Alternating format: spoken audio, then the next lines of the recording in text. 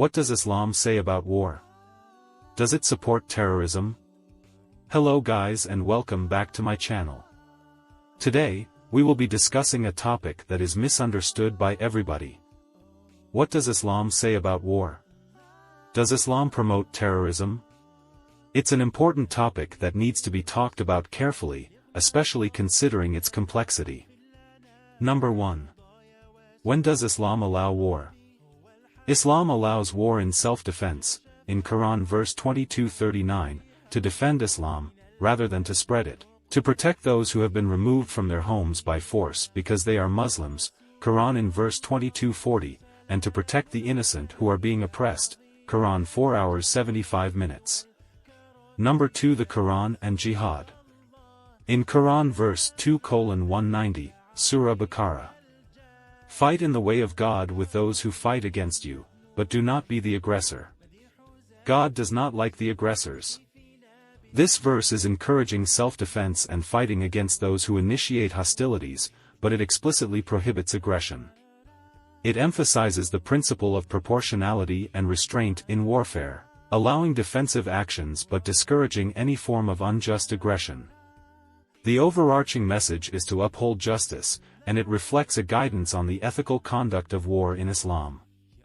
Number 3. Laws of war and peace in Islam. The rules which have been framed by Islam to make war civilized and humane, are in the nature of law, because they are the injunctions of God and His Prophet which are followed by Muslims in all circumstances, irrespective of the behavior of the enemy. The rights of the non-combatants. Islam has first drawn a clear line of distinction between the combatants and the non-combatants of the enemy country. As far as the non-combatant population is concerned, such as women, children, the old and the infirm, etc., the instructions of the Prophet are as follows: do not kill any old person, any child or any woman, Abu Dawud.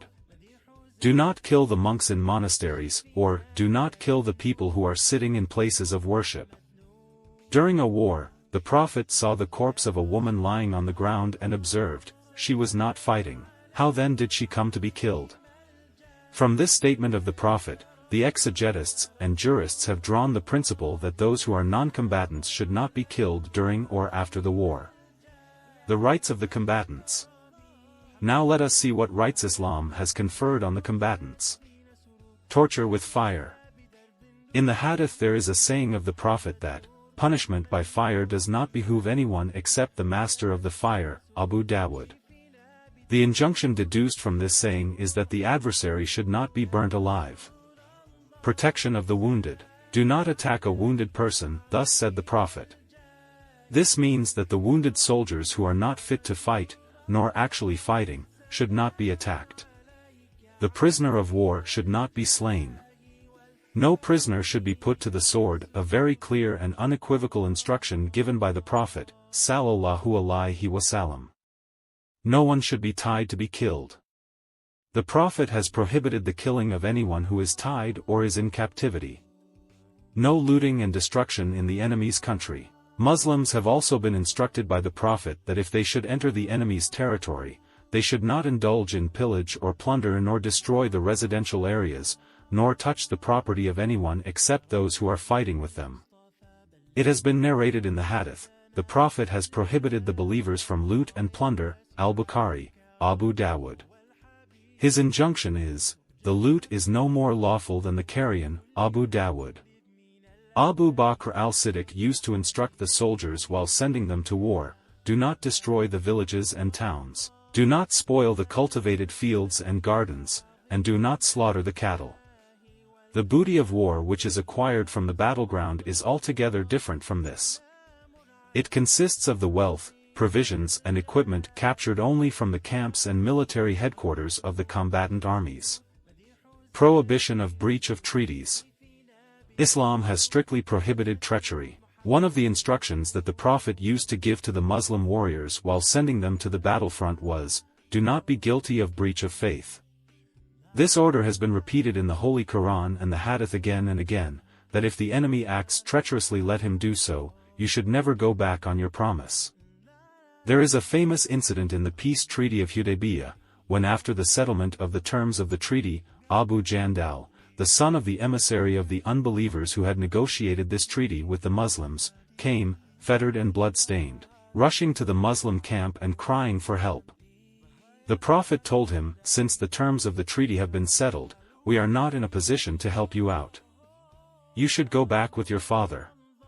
God will provide you with some other opportunity to escape this persecution." The entire Muslim army was deeply touched and grieved at the sad plight of Abu Jandal, and many of them were moved to tears. But when the Prophet declared that, "We cannot break the agreement," not even a single person came forward to help the unfortunate prisoner, so the unbelievers forcibly dragged him back to Mecca. This is an unparalleled example of the observance of the terms of agreement by the Muslims, and Islamic history can show many examples of a similar nature. Rules about declaration of war. It has been laid down in the Holy Quran, if you apprehend breach of treaty from a people, then openly throw the treaty at their faces, 858. In this verse, Muslims have been prohibited from opening hostilities against their enemies without properly declaring war against them, unless of course, the adversary has already started aggression against them. Otherwise, the Quran has clearly given the injunction to Muslims that they should intimate to their enemies that no treaty exists between them, and they are at war with them. The present-day, international law has also laid down that hostilities should not be started without declaration of war, but since it is a man-made rule, they are free to violate it whenever it is convenient. On the other hand, the laws for Muslims have been framed by God, hence they cannot be violated. These rules illustrate proper conduct in war that does not promote terrorism but encourages self-defense in a right way, but some groups misrepresent Islam's teachings on war, displaying a distorted understanding that contradicts the true principles of Islamic warfare.